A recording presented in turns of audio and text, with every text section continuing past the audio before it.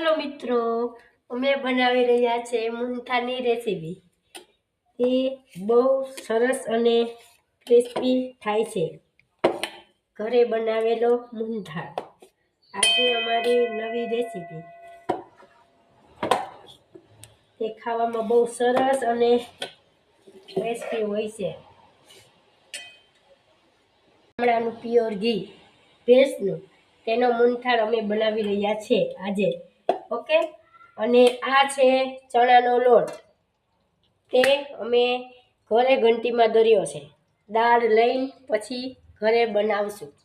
Okay, અને તેમાં અમે 1 કપ જેટલું દૂધ નાખ્યું છે અને તેને પછી હાથેથી સરસ રીતે મસળીને આપણે ગુજરાતીમાં જેને આગ કહેવાય તેમાં અમે ચારી લીધું છે। અને પછી અમે એને આ ઘી સરસ રીતે ઓગળી જશે પછી એમાં અમે મિશ્રણ કરશું અને હાવ ધીમા ગેસે આને શેકવાનો છે।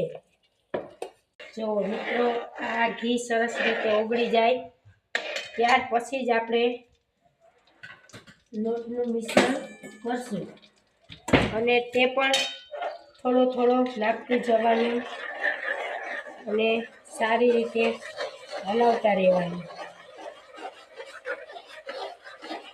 એકદમ સરસ ઘરે બનાવેલી રેસીપી જે તમને અત્યારે શિયાળામાં ખાવાની પણ મજા આવશે અને તબિયતને પણ હેલ્ધી,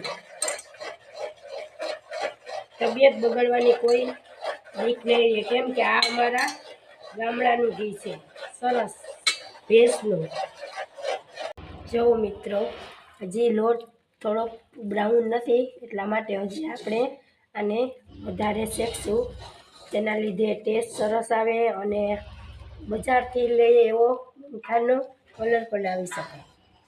એટલા માટે હજી આપણે આને 5-10 મિનિટ માટે શેકતા રહેશું ધીમા ગેસે।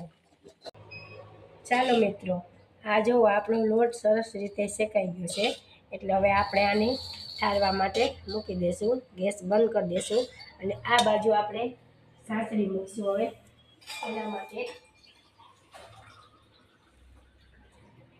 તેમાં 1 કપ જેટલું પાણી ઉમેરશું કે અડધા તારની સાસડી લેવાની છે મૂંગઠા માટે, 1 તારની નહીં, નકર કડક થઈ જશે। એટલે પોચો રાખવા માટે આપણે અડધા તારની સાસડી લેશું, ત્યાર પછી આપણો